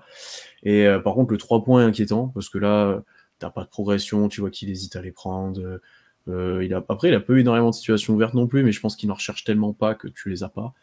Mais ouais, c'est son utilisation qui pose question, effectivement. Je pense qu'on valorise beaucoup de J-Dub.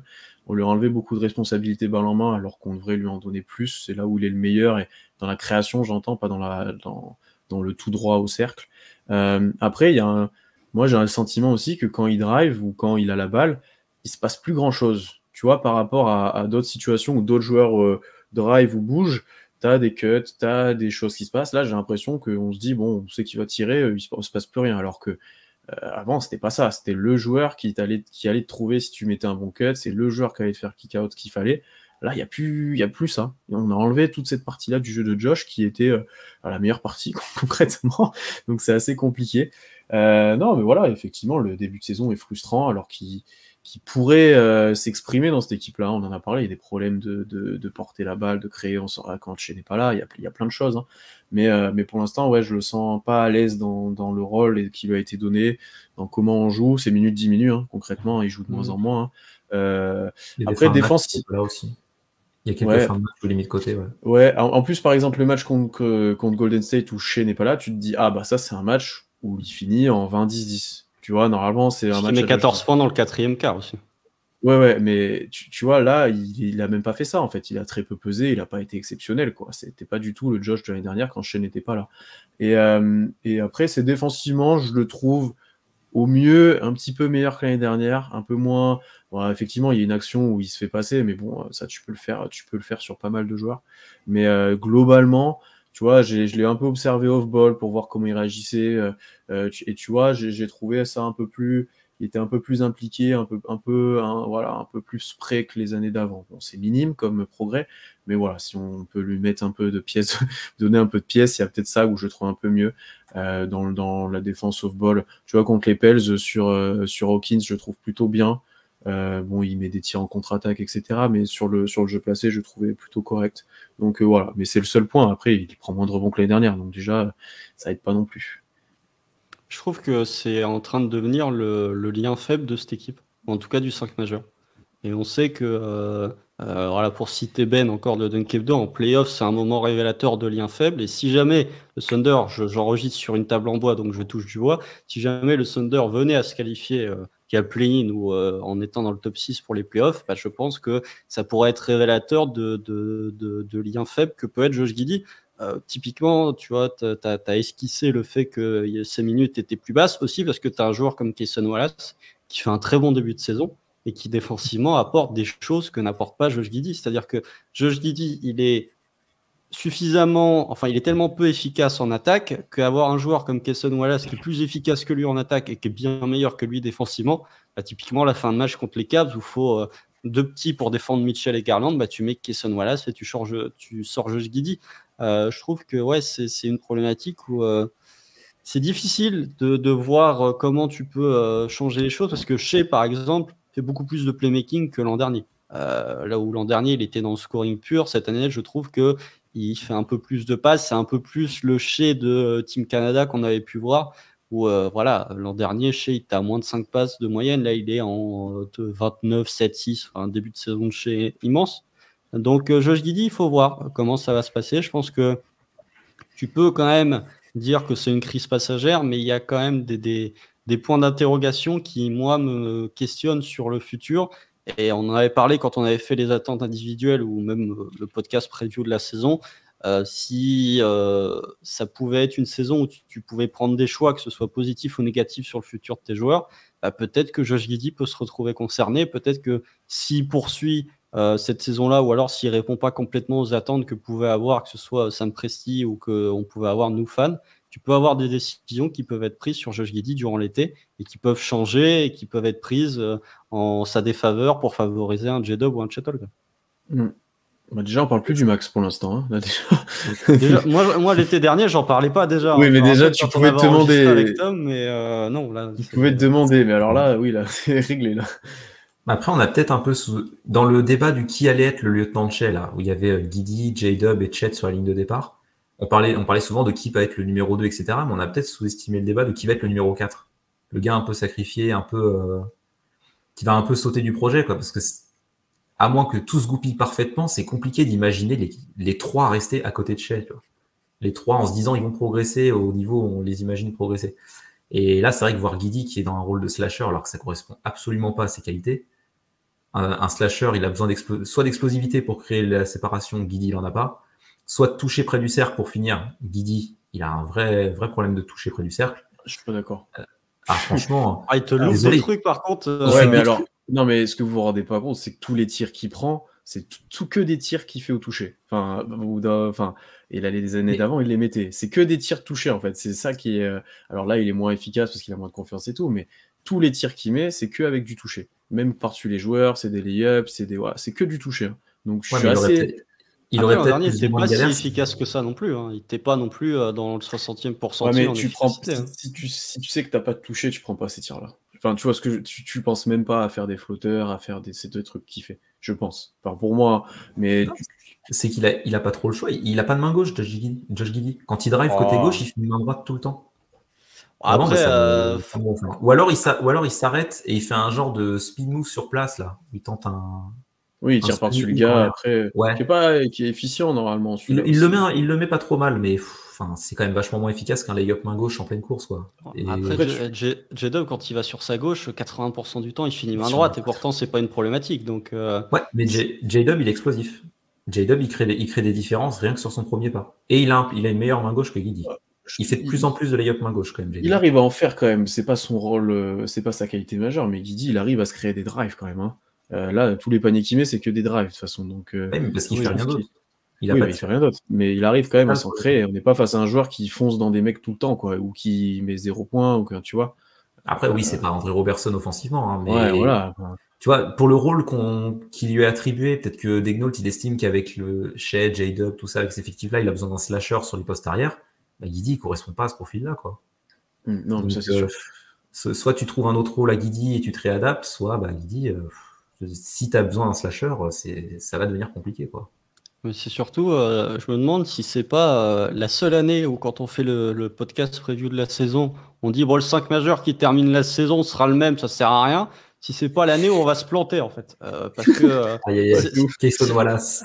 non, mais alors, sans trop Ouais. se projeter, bien évidemment, mais si tu prends juste tactiquement ce que veut faire le Thunder, un joueur comme Kayson Wallace fait plus sens dans le 5 majeur parce que tu as déjà une puissance de frappe. Un joueur comme Josh Giddey, on avait parlé de problématiques de joueurs qui peuvent pas faire de playmaking quand ils sont avec le banc. Si tu Ouais. sors Josh Giddey du banc, là, pour le coup, tu as moins de problématiques. Et du coup, il se retrouve face à des défenseurs moins forts, donc il aurait peut-être plus d'occasions de scorer. Je ne dis pas que c'est ce qui va se passer. Je pense que le Thunder a quand même une grosse confiance en Josh Giddey. Il ne faut pas non plus sous-estimer sa capacité à réagir parce qu'il l'a déjà montré. Mais potentiellement, sur ce début de saison, il y a des fins de match, comme j'ai dit, où Kayson Wallace termine devant Josh Giddey, ça ne va pas poser de problème une seule seconde.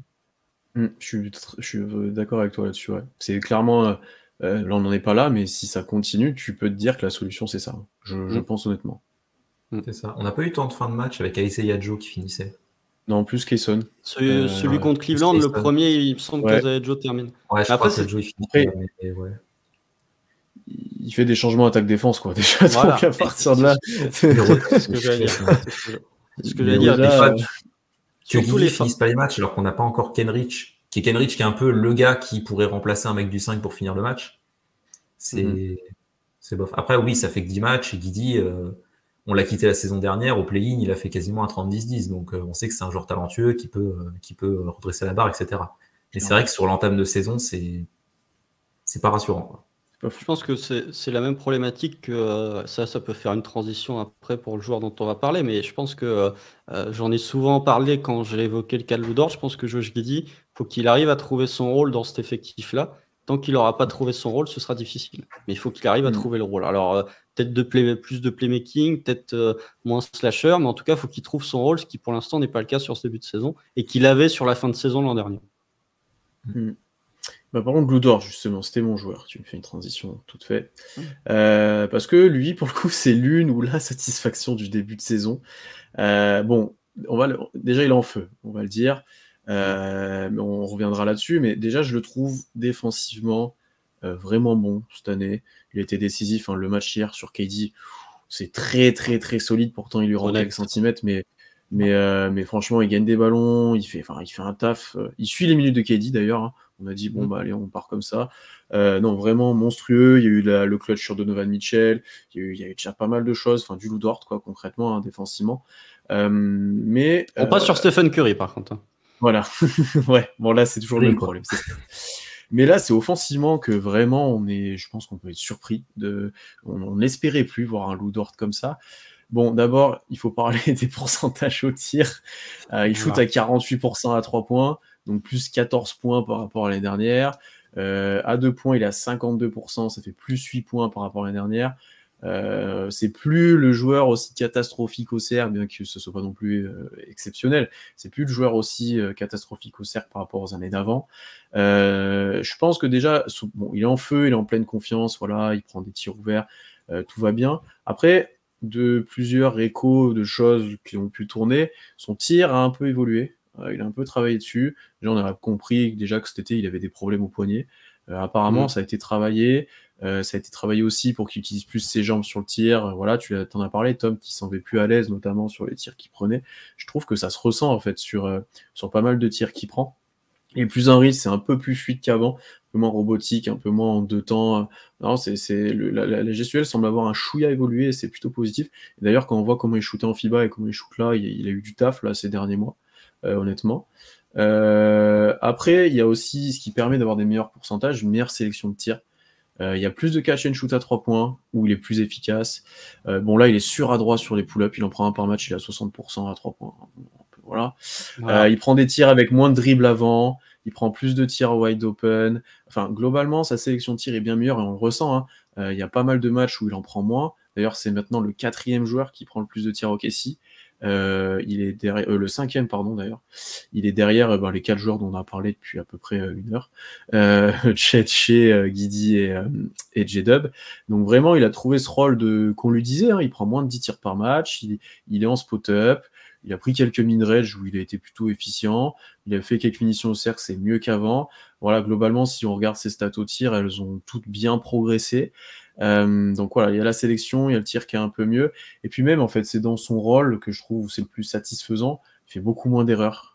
Beaucoup moins de drive frustrant, c'est un peu le mot du jour, de drive frustrant où il perd la balle, où il se jette sur les joueurs. J'ai un exemple là du match de hier où à un moment il a la balle, il reçoit la balle en transition, en fin de match en plus en 4e, où au mieux d'aller driver sur des joueurs qui sont déjà repliés sous le cercle et de foncer dans le tas, il dribble, il prend son temps, il recule, il retransfère et ça doit se finir sur un panier à l'opposé. Enfin vraiment un truc, j'ai dit bon, bah allons-y, tout se passe bien. Enfin, vraiment des trucs intéressants. Et voilà, c'est pour ça que même si la flamme qui est à côté de son nom dans Touquet va s'enlever au bout d'un moment, je trouve que même dans les choix et dans son rôle, il l'a enfin plus trouvé. Et c'est ce qu'on disait par rapport à Josh Giddey qui semble avoir un petit peu plus perdu. Lui, il semble l'avoir trouvé sur ce début de saison. Et effectivement, maintenant que tu l'as dit, Constant, là, tu le considères plus comme le maillon faible du 5 ou celui qui, le lion, un peu le truc, voilà, où tu peux jouer. C'est plus lui, là, pour l'instant. Et voilà, là, quand il tire à 3 points, honnêtement, moi, je suis assez confiant. Enfin, le gars est tellement en feu, de toute façon, que voilà. Oui, bah alors, le truc de Lou Dort, c'est que si vous allez sur Clean the Glass, il y a le PSA, le point par shot attempt. Lou Dort, de par son efficacité, a toujours été en dessous dans les pourcentiles. C'est-à-dire qu'il était à 103 l'an dernier, 108.3 l'année d'avant. Cette année, il est à 135. C'est-à-dire que si Lou Dort tente 100 tirs, il va mettre 135 points sur ce début de saison. T'as eu la balle. C'est honnête. C'est lui là, maintenant. C'est-à-dire que l'an dernier, il était dans le 17e centile au PSA. Cette année, il est dans le 91e. Donc, il y a un moment où l'adresse va peut-être se calmer quand même. Je trouve que ce que je trouve intéressant via le Lou Dort, c'est pas sur le cas de Lou Dort, c'est pas le fait qu'il soit très efficace à 3 points. C'est même pas le fait que il progresse sur le pourcentage de réussite près du cercle, c'est limite son carrière, même si ça reste encore bas. C'est, je trouve, là où il a le plus progressé, comme tu as dit, Pierre, pour moi, c'est dans l'avant-dernière passe, pour prendre un terme un peu footballistique, mais l'avant-dernière passe où, effectivement, les choix sont meilleurs. Les lectures de Lou Dort sont meilleures. C'était un point sur lequel j'attendais Lou Dort quand on avait fait le live attente individuelle, où sur les drives, effectivement, il ressort ce qu'on avait vu parfois l'an dernier, mais ce qu'on voit encore plus cette année. Et ce que je trouve intéressant malgré tout, c'est que sa sélection de tirs, enfin il prend moins de tirs, il a bien baissé, hein, il est passé en l'espace de 2 ans de 15 à 8.8, donc ça fait quasiment 50% en moins, même par rapport à l'an dernier, il tente 3 tirs de moins. Et ce que je trouve intéressant, c'est qu'il va toujours autant sur la ligne des lancers, même en réduisant sa fréquence de tir.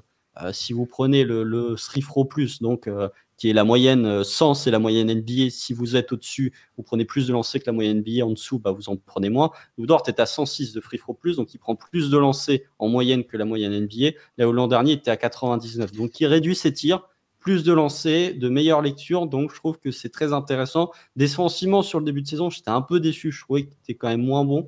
Mais là, sur les derniers matchs, il est vraiment intéressant, notamment Donovan Mitchell, où il fait un très gros taf dessus.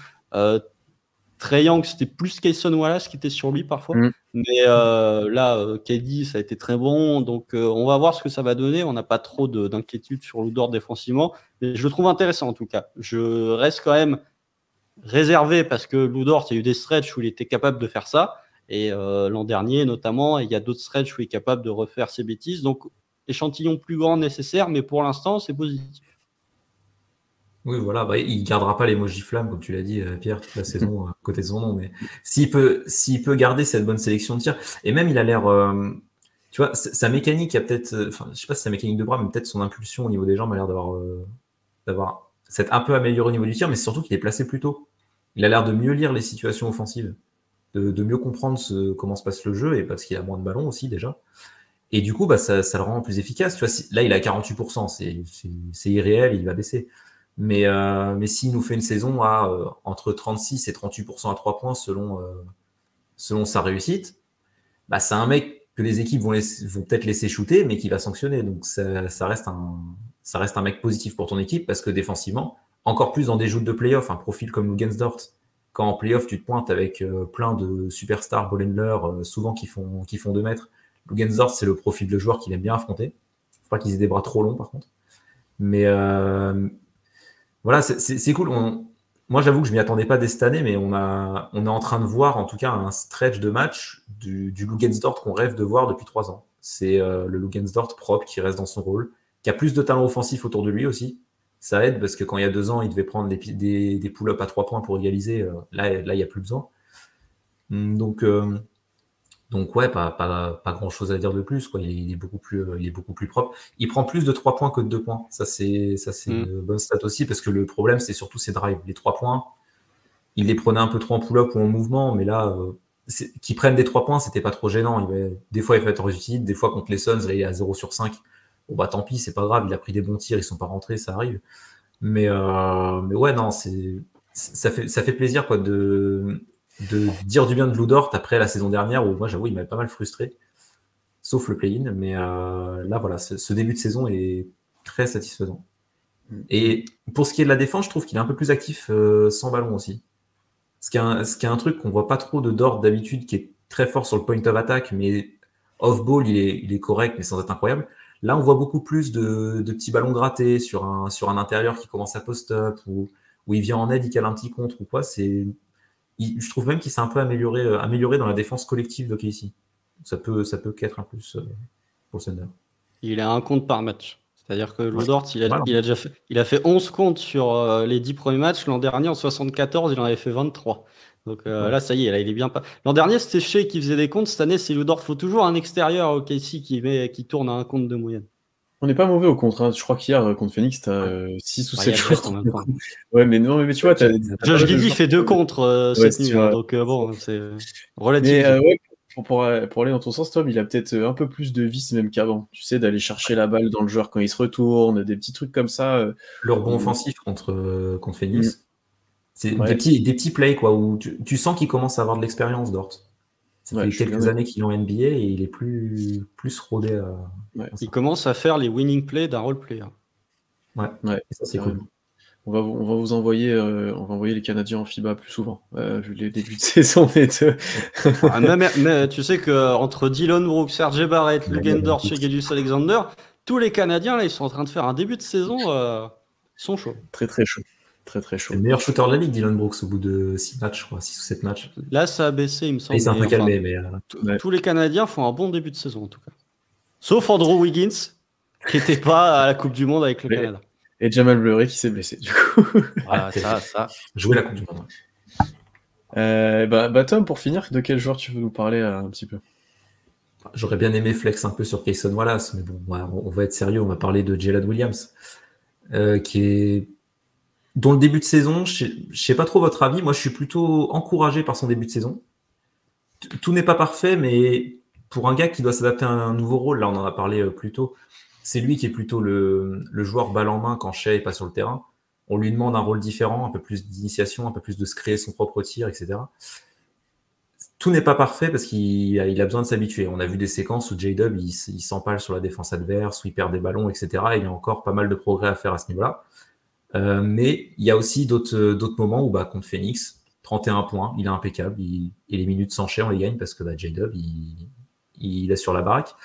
Et du coup, oui, on en a déjà un peu parlé, mais c'est vrai que c'est lui qui semble être le joueur sur lequel Mark Daigneault et OKC même en général est en train de miser pour être le second ball handler de l'équipe. Et je trouve que pour les 10 premiers matchs de ce nouveau rôle, il répond plutôt bien aux attentes. Donc je sais pas ce que vous en pensez de J-Dub. Est-ce que vous y croyez dans ce rôle-là? Déjà, je trouve qu'il monte en puissance au fil des matchs, déjà, qu'il est de mieux en mieux. Et le truc, c'est qu'on a été très exigeant, etc. Alors que les matchs où on dit il est pas bon, il est pas présent, il mettait 16 points, 4 rebonds, 3 passes. Enfin, tu vois, il y a quand même des séquences dans les matchs. Il est jamais transparent, J-Dub. Il y a tout le temps des séquences où il est. Et tu vois, voilà, je me disais, putain, on est vraiment exigeant parce qu'en fait, en étant discret, mais en faisant son taf et en faisant une petite séquence à un moment, comme tu le dis, il était à 16-4-3, quoi. Donc tu dis, bon, ok. Puis là, bon, effectivement, sur les derniers matchs, il monte en puissance. Je trouve qu'il a retrouvé un peu son agressivité sur les drives, etc. Voilà, s'il tire, en plus, là, sur les derniers matchs, c'est de mieux en mieux. Ça recommence de cliquer, là ça devient solide. Il a ses mid-range qui sont très appréciables et appréciés, je pense, par Constant, où il peut s'arrêter, il joue, t'as un petit step back, voilà, il y a de la variété offensive. Là, contre Phoenix, il score sur les 3 niveaux, quoi. T'as le N1 sur KD, t'as un pull-up quasiment à 3 points, à un moment il joue avec l'écran, il s'arrête, il tire à distance, enfin. Là, tu es face à un joueur, on n'est pas face aux problématiques de Josh Giddey, quoi, sur le jeu offensif, et tu vois qu'il y a du background en tant que porteur balle. Après, effectivement, on a beaucoup perdu son aspect off-ball.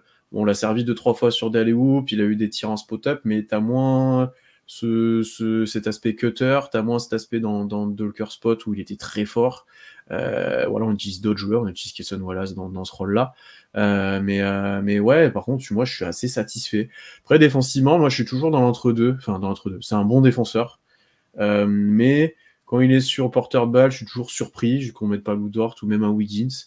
Tu vois, j'attends vraiment qu'ils step et qu'on se dise ok, on met Lou Dort sur KD parce qu'il est bon, mais J-Dub, il est plus long, il va plus le faire chier, on met lui, tu vois. J'attends ce moment où on pourra faire ça. Pour l'instant, je le ressens pas. Alors peut-être qu'il pourrait en plus compenser un peu plus sur le rebond, sur des choses comme ça. Mais voilà, mais globalement, moi, je suis plutôt satisfait, en fait. C'est juste que fallait pas en attendre qu'il soit All-Star dès maintenant, mais là, il est à 18 points de moyenne, il a les bons pourcentages, enfin, c'est un sophomore, quoi. C'est très solide, je trouve, moi. Vous avez parlé du fait que Jalen Williams faisait moins de cuts. Du coup, au moment où vous discutiez, je suis allé chercher. Et en fait, il fait plus de cuts cette année que l'an dernier. C'est réel. Est-ce qu'il est servi dessus? C'est ça. Ah oui, c'est sur le site tracking, donc ça finit normalement ça finit avec un tir. Par contre, il est moins efficace. Il était à 1,47 points par possession sur les cuts l'an dernier. Cette année, il est à 1,15. Non, je trouve que après, de toute façon, sur les mi-distances, quand ton franchise player s'appelle chez Gilgeous Alexander, tu es obligé d'apprécier un minimum les mi-distances. Après, il y a les short mid et des long mid. C'est plus les long mid qui me posent problème, là où Shea prend que des short mid quasiment. Donc voilà. Mais non, sur Jalen Williams, on s'était arrêté au match face à Denver. Depuis le match face à Denver, il est à 19 points de moyenne, 4 rebonds, 3 passes à 56% au tir, 36% à 3 points. C'est honnête, hein, c'est très honnête pour un joueur comme Jalen Williams. Je trouve que il y avait des situations, notamment en tout début de saison, où il y avait un peu trop de tirs qui étaient en pull-up, un peu moins de drive vers le cercle, où il était un peu moins dans ce registre-là. Je trouve que vraiment le match contre Phoenix, c'est difficile de dire que c'est son meilleur match en carrière parce qu'il n'y a que du scoring quasiment. Enfin, il fait un rebond, il prend un rebond, il fait une passe décisive, mais en termes d'efficacité, il a été très bon. C'était un vrai relais, comme je l'ai dit, pour suivre Shea au niveau du scoring. Mais effectivement, comme tu as dit, Pierre, défensivement, je pense que ça pourrait être mieux. Après, c'est encore un joueur de deuxième année qui n'est que le 3e, voire même le 4e meilleur défenseur extérieur. Je pense que Shea, sur ce début de saison, défensivement, on est arrivé à un point où dire que Shea est un très bon défenseur, c'est plus dire il faut arrêter de s'enflammer. Je trouve que Shea a encore franchi un palier défensivement cette année par rapport à ce qu'il proposait l'an dernier. C'est qu'il n'y a pas juste des interceptions et des comptes, il y a des vraies possessions où il lockdown son vis-à-vis, notamment Bradley Beal.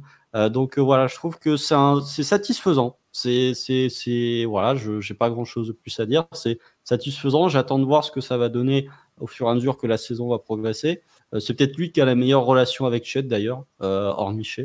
Donc voilà, on va voir ce que ça va donner. Je reste prudent malgré tout, mais oui, c'est satisfaisant. C'est pas le leap attendu par certains, mais c'est pas mauvais pour autant parce qu'il est encore plus efficace que l'an dernier.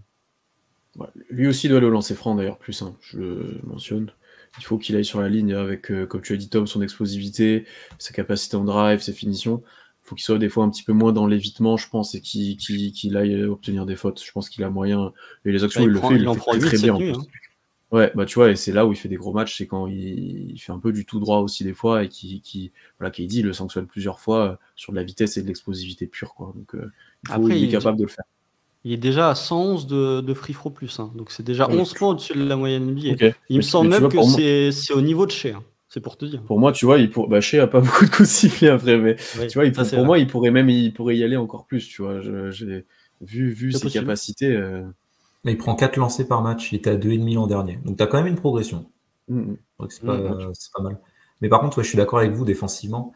Enfin, c'est pas qu'il est frustrant parce qu'il est quand même bon défensivement, mais c'est fou qu'un mec avec ce physique-là et ses qualités athlétiques, tu te dis qu'il peut être vraiment fort. Et dans le 5, par exemple, contre Cleveland, où tu as Kayson à la place de Giddey, c'est J-Dub le moins bon défenseur des 5.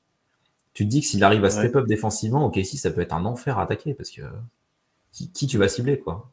Qu'est-ce que tu vas faire? Je le mets même derrière un Wiggins, par exemple, je pense. Hein. Tu vois, que je trouve. C'est le même style, mais pour moi, c'est du kiff-kiff, et je pense que je le mets peut-être derrière.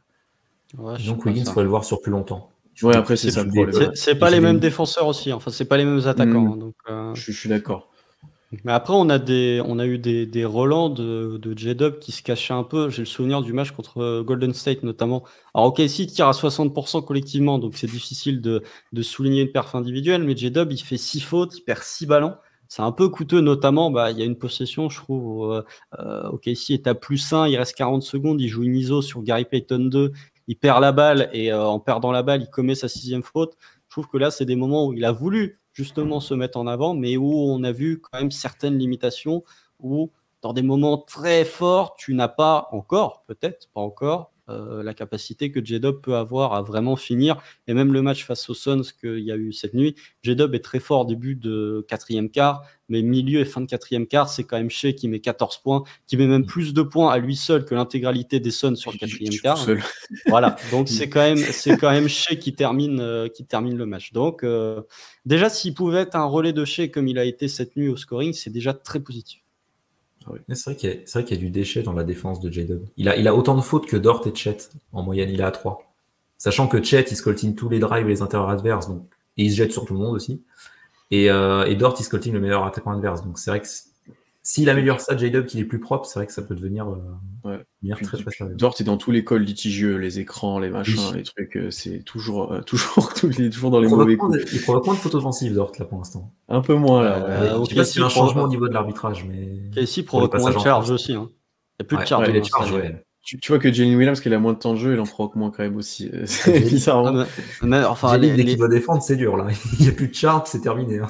Non, mais c'est surtout les 3 qui ont provoqué le plus l'an dernier, c'était Jalen, c'était Isaiah Joe, c'était Kenrich Williams. Il y en a un qui n'a pas joué depuis février, il y en a un autre qui a son temps de jeu divisé par 2, et l'autre qui fait plus trop ça. Donc, mais qui apporte d'autres choses, un petit peu, ouais. Il en fait encore un tout petit peu. Elles sont pas sifflées en tout cas. Mais je trouve que ce qu'il apporte, ce qu'il n'apporte pas en charge, je trouve que défensivement, Isaiah Joe, c'est de moins en moins un joueur vraiment négatif défensivement. Individuellement, oui, mais il s'inscrit bien dans le collectif, je trouve. Dans une défense collective. C'est un joueur intelligent, Joe. Juste, il a un physique qui ne permet pas d'être bon défensivement. Ouais. Des notes l'a souligné, ça. Après, c'est quand il se retrouve sur un mec qui a switché et il se fait enfoncer. J'ai l'exemple qu'on Sacramento, Harrison Barnes, il va tout droit, quoi. Enfin, il n'y a personne devant. C'est juste ça la problématique, effectivement. Et ben, messieurs, on a été assez long. On avait beaucoup de choses à dire après ces 10 matchs et on n'a même pas parlé de Chet, qui est discuté à peu près partout, dans tous les médias, donc on aura le temps d'en reparler. Mais en tout cas, merci d'avoir participé, messieurs. Merci à tous ceux qui sont arrivés jusque-là, d'avoir écouté jusqu'ici. J'espère que ça vous a plu. N'hésitez pas à vous aussi commenter, à interagir avec nous, à donner votre avis sur tout ce qu'on a pu énoncer, si vous êtes d'accord ou pas. Dans tous les cas, abonnez-vous partout, toutes les plateformes d'écoute, Instagram, Twitter, bien entendu. Et puis, on se retrouve très vite pour de nouveaux matchs et de nouveaux live épisodes. On verra quand on arrive, mais les semaines sont chargées maintenant. Ça y est. Ouais, il y a un petit live notation individuelle qui va pas tarder. C'est bien, on a quand même fait 1h25 sans parler de Chet ni de Shea quasiment. Donc, C'est honnête. C'est propre. Et puis voilà, profitez bien de vos nuits. On espère que ça va gagner pour OKC sur les prochains matchs. Et puis à bientôt. Salut. Salut. Salut.